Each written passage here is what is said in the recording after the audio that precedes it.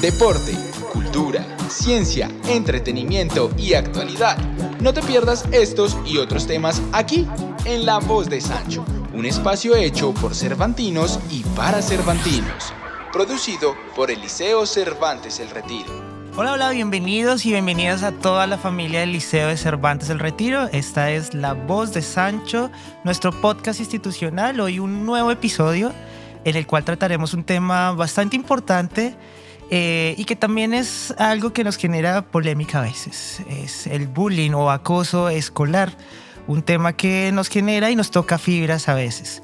Para ello, hoy tenemos a una invitada muy especial, conocedora del tema, quien ha tratado esto en diversas esferas a nivel social. Es nuestra psicoorientadora, Gloria Reyes. Gloria, bienvenida a nuestro episodio de hoy. Gracias, muy amables. Qué bonita experiencia el día de hoy que vamos a tener en el tema de prevención de acoso escolar.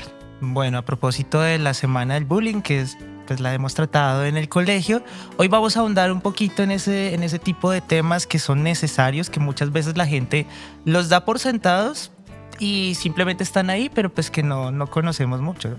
Entonces, abarquemos y empecemos por lo básico. ¿Qué es el acoso escolar? Bueno, el acoso escolar está tipificado como toda acción que se hace de manera que genera y vulnera los derechos de otro y que se da de manera sistemática y repetitiva. Entonces, esto hace alusión a lo que es el acoso escolar y también está registrado en el tema legal por la Ley 1620 del 2013.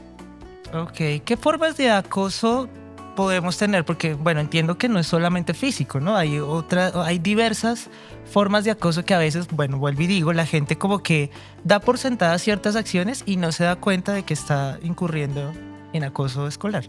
Bueno, tenemos diferentes situaciones de acoso. Podemos encontrar lo que es el acoso más reconocido, que es el físico, pero también tenemos el verbal, el psicológico, tenemos el ciberacoso y también tenemos el acoso sexual. De estos, ¿cuál es el que, digamos, el que más se presenta en ambientes escolares? ¿Cuál es como el más común, digámoslo así? Bueno, el acoso escolar pues tiene varias dinámicas dependiendo de las edades de los niños.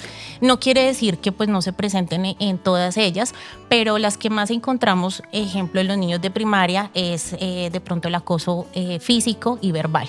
¿Sí? También está inmerso el tema del acoso psicológico. Ya en edades más grandes como bachillerato, pues encontramos también fuertemente lo que es el tema del ciberacoso. Ok, que ese es el que está ahorita como en punta, ¿no? Pues correcto. Es una generación que ya nace con la tecnología en sí y ha sido como el tema hoy en día. ¿Cuál ha sido de este tipo de acosos, desde tu experiencia, cuál ha sido el más difícil de rastrear por X o Y circunstancia? Porque bueno, uno lo que hace es atender y seguir las rutas de atención, pero algunas veces habrá alguno que de repente sea como el que uno diga, está como un poquito complicado darle rastro, darle seguimiento a este tipo de acoso o a los casos que se presentan en estos. Bueno, hoy en día podríamos pensarnos que el tipo de acoso psicológico es de pronto uno de los que es difícil de evidenciar en algún momento, ¿sí? Porque pues lo general es que vemos el acoso físico y el verbal. Pero es importante saber que siempre que se presentan este tipo de acosos, pues va a darse la dinámica de que van a estar los otros ahí implícitos en estas situaciones. Es importante tener en cuenta que nosotros tenemos tipificados los tipos de acoso, ¿sí? Entonces tenemos acciones de tipo 1, en donde encontramos situaciones que se puedan presentar en el diario vivir de los estudiantes, en el contexto educativo, en donde ellos tienen dificultades de comunicación, se presentan este tipo de agresiones por ciertas situaciones o dinámicas que están en el contexto educativo, pero que es solucionable, ¿sí? Bajo el acompañamiento del adulto, ya sea el profesor, el tutor, el coordinador o las personas que están en los diferentes espacios en sus dinámicas educativas, como lo menciono. Tenemos ya una tipificación de tipo 2 y esto quiere decir que es donde ya se está viendo una afectación emocional, física, y lo que les comentaba al inicio, que es donde se presentan esas acciones repetitivas y constantes, y ahí es donde pues ya nosotros empezamos a prender alarmas, como se dice, y empezamos a trabajar en conjunto con todo el equipo del colegio. ¿Esto qué implica? Implica desde las personas que nos están colaborando o ayudando con los servicios generales hasta el padre rector. ¿Sí? Entonces aquí todos empezamos a trabajar en comunidad para ayudar al estudiante, ¿sí? En este espacio pues lo que se hace es abordar la situación, trabajar con los padres de familia, tanto de los afectados como la persona que está afectando, y también se hace una remisión a psicología externa, pues para que ellos puedan también generar esas ayudas a su proceso. También entendemos que muchas veces estas situaciones tienen mucho que ver con tema de autoestima, de regulación emocional, y pues desde allí tenemos que empezar a trabajar con los profesionales externos de la salud. Bueno, por otro lado tenemos la tipificación 3, y aquí es donde ya pues damos cuenta de que hay este tipo de acoso está presente, y pues aquí ya nuevamente pues hacemos el mismo procedimiento de la tipificación 2, pero aquí ya hacemos el reporte a los entes reguladores porque ya tenemos que empezar a abordarlo junto con los entes. Muy bien, interesante todo el paso a seguir ahí. Bueno, cuando se habla de bullying y de acoso escolar en general, la atención es tanto para la víctima como para el victimario. Sin embargo, generalmente siempre se le da como más atención a quien fue agredido, a quien fue acosado. Hablemos ahora del victimario. ¿Qué motiva a alguien a proceder con el acoso escolar? ¿Qué siente o qué has visto que el bully tiene en su cabeza o tiene en su mente al hacer estas cosas?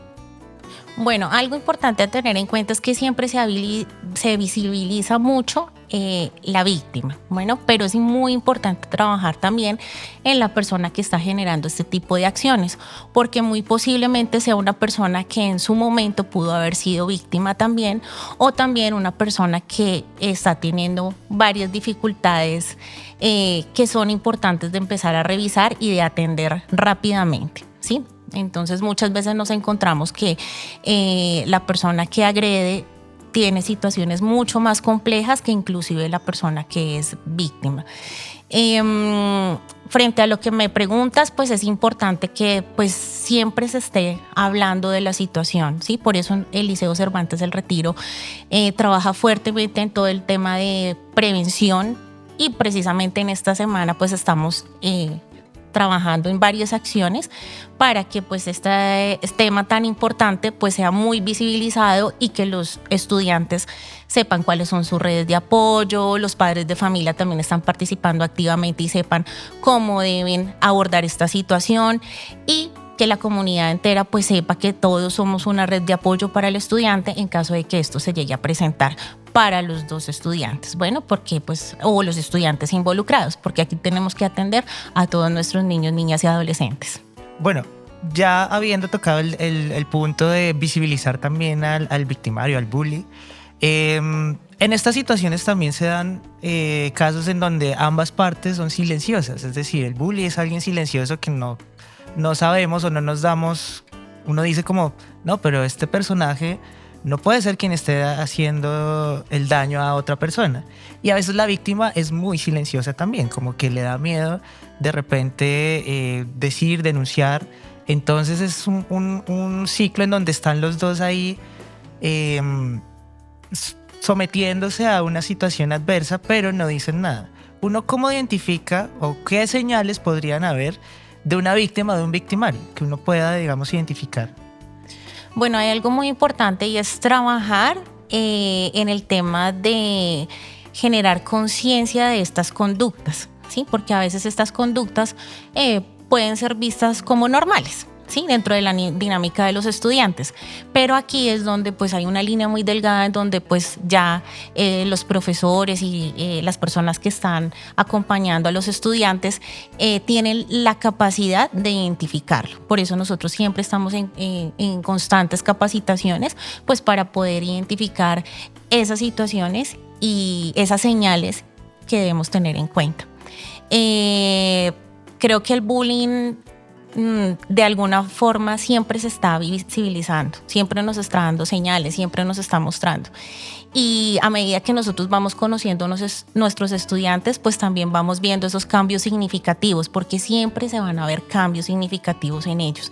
Y pues esto es lo que nos genera a nosotros las alertas para empezar a trabajar. Muy bien.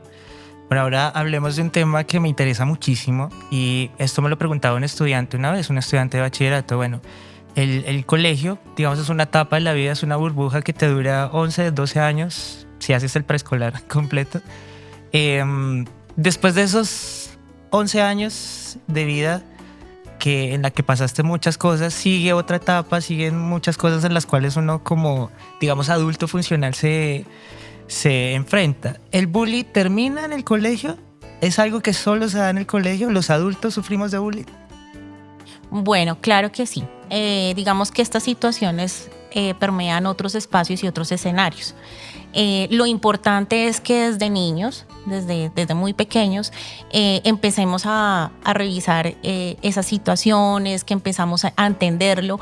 Sobre todo, y es muy importante que nosotros aprendamos, ¿sí?, cuál es nuestra red de apoyo, que tenemos que hablarlo, que tenemos que divulgarlo, que tenemos que pedir ayuda.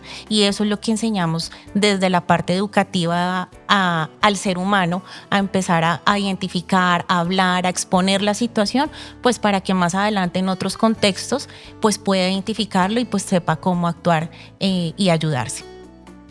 ¿Cómo actuar cuando de repente el acoso se da de un menor hacia un adulto? Porque han habido casos, muy pocos seguramente documentados, pero los hay. ¿Cómo manejar ahí la situación, siendo que, bueno, muchas veces la premisa es, bueno, tú eres el adulto, ¿cómo lo manejas? ¿Sí? Pero a veces son situaciones que son muy difíciles de manejar por X o Y motivo. ¿Cuáles serían las pautas para que un adulto maneje situaciones de acoso frente a un estudiante? Bueno, es primero tener claro que este tipo de situaciones sí se dan, ¿sí? Muchas veces siempre vemos que la dificultad se puede presentar desde el adulto hacia el niño, hacia el estudiante, pero también puede surgir de manera contraria. ¿Qué tenemos que hacer? Pues obviamente apoyarnos en todo el tema de coordinación académica, de psicología, orientación y tener una comunicación con los padres de familia, pues para poder abordar esta situación de la mejor manera. Y también en un caso dado, pues citar a una mesa técnica, ¿sí? Tenemos la colaboración de lo que es Secretaría de Educación, que son nuestras diles, y podemos pedir el apoyo de ellos también, pues para darle un mejor manejo a la situación. Ok, perfecto. Bueno, ahora volvamos al lado de la víctima. ¿Qué hacer cuando soy víctima de bullying? Muchas veces pues la defensa se sostiene como, bueno, algo válido, pues porque me están atacando, yo me defiendo. Pero ¿hasta dónde el límite de la defensa? ¿Hasta dónde llego a defenderme? Y hasta dónde empieza, o desde dónde empezaría la agresión, ¿no? Porque pues, bueno, yo me defiendo agrediendo al otro, pero ahí hay algo que a veces es muy difícil de balancear. O sea, ¿hasta dónde fue defensa y desde dónde es agresión? Bueno, primero que tenemos que entender que la agresión no es la solución a ninguna de las situaciones que se puedan presentar frente al acoso escolar. No es la solución, pero sí tenemos que marcar unos límites, ¿sí? Por eso constantemente nosotros estamos dictando talleres a nuestros estudiantes en tema de autoestima, en tema de límites, en tema de comunicación asertiva. Vuelvo y repito el tema de redes de apoyo, que es muy importante. También se trabaja muy de la mano con los tutores y cotutores para que generen ese vínculo con sus estudiantes y puedan encontrar en ellos la oportunidad de comentar la situación que se presentan. Y pues obviamente todo el abordaje del tema de convivencia, que es muy importante. Entonces desde allí hay que trabajar fuertemente y siempre estar muy atentos a las alertas que se presentan, porque pues sabemos, son niños, a veces no saben manejar este tipo de situaciones y somos nosotros quienes debemos y estamos no solamente en el deber, sino también en la obligación de trabajar para ellos. ¿Cuál es el deber de la víctima cuando siente que está siendo acosada o acosado? Bueno, siento que el deber de la víctima es que de alguna manera nos va a mostrar síntomas, signos, nos va a mostrar conductas que nos van a dar cuenta a nosotros de que algo anda mal, ¿sí? Y más que el deber es el de nosotros, el de darnos cuenta pues que esta persona pues necesita una ayuda, ¿sí? Entonces es también que cuando identifiquemos esta situación pues brindemos ese espacio de cuidado al estudiante para que él pueda comentarnos, generar esas alertas de alguna manera pues para poder ayudarlo. Muy bien. Y ya para ir cerrando, hay un tercer interventor en este tipo de situaciones y es el testigo, ¿sí? Hay testigos silenciosos, hay testigos que son valientes y se atreven como a denunciar esos casos de acoso, pero más allá de denunciar el caso de acoso, si yo veo que se está propiciando una situación de acoso, ¿qué debo hacer como testigo? ¿Hacia dónde? ¿Cuál es la ruta que debo seguir o hacia quién me dirijo para hacer la denuncia? O más allá de eso. Bueno, les había comentado, le acuden a sus valores, ¿sí? Entonces, también se propicia un espacio para ellos, ¿sí? Cuando se presentan este tipo de situaciones, ellos saben que van a tener un contexto seguro, en donde va a haber una confidencialidad, en donde pues previamente se va a hacer también una investigación, porque pues no se trata solamente de que, bueno, vamos a juzgar, vamos a señalar, sino que nosotros a través de unos escenarios donde hacemos observaciones que se llaman participativas y no participativas, y en conjunto con la red de apoyo, vamos a empezar a revisar el caso, vamos a empezar a mirar cómo es que se están dando estas dinámicas para poder abordarlas y para poder empezar a que los estudiantes puedan decir alto al bullying. Muy bien. Los papás siempre nos preguntan ¿qué podemos hacer nosotros desde casa cuando sabemos, cuando estamos seguros de que hay una situación de acoso? Es decir, sí, el colegio tiene una ruta, se maneja desde ahí, pero muchas veces eso extrapola los espacios escolares y entonces llegan a la casa porque sabemos que eso afecta emocionalmente y mentalmente. Entonces, pues la casa, que es un espacio seguro, los papás nos dicen, bueno, ¿qué herramientas podemos nosotros, de dónde nos podemos nosotros agarrar para apoyar a nuestra hija o hijo que está en situación de bullying, tanto víctima como victimario?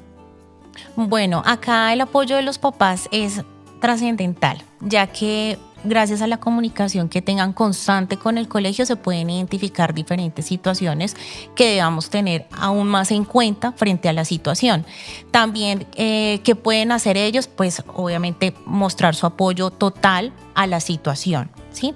Seguir las indicaciones dadas desde determinando, pues, les comentaba antes el tipo 1, tipo 2 o tipo 3, dependiendo de la situación, pues hacer el proceso que tienen que les compete a ellos como padres. Ejemplo, ir al tema del sistema de salud, acompañarlo en las sesiones de psicología externa, ¿sí? Proporcionar las pautas y los informes para el liceo, porque debemos trabajar de la mano, debemos trabajar interdisciplinariamente, y también es importante que ellos revisen si se presenta algún cambio con los estudiantes, ¿sí? Y que lo notifiquen inmediatamente para poder trabajar muy de la mano.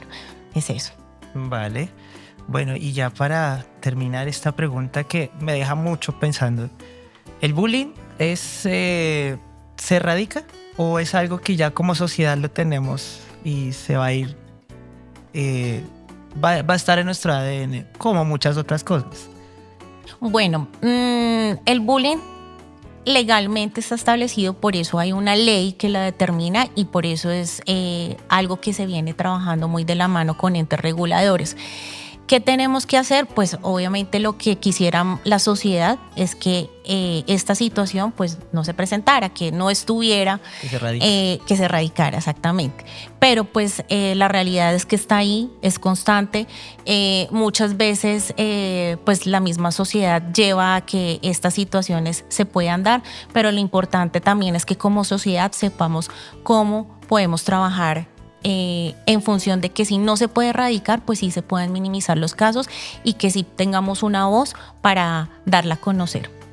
Vale, Gloria, pues muchísimas gracias por estar aquí, por habernos comentado. Es un tema que también merece mucho más espacio, pero bueno, lo discutiremos más adelante. Gracias por tus aportes. No, muchas gracias a ustedes. Bueno, y a ustedes no se les olvide, todos podemos hacer la diferencia, ya saben, es algo que siempre decimos, pequeñas acciones marcan la diferencia. Es de valientes decir cómo nos sentimos siempre, ¿vale? Entonces, pues nada, eso es todo. Hasta una próxima y nos escuchamos y nos vemos en otro capítulo. Adiós. Chao. Somos el Liceo Cervantes El Retiro.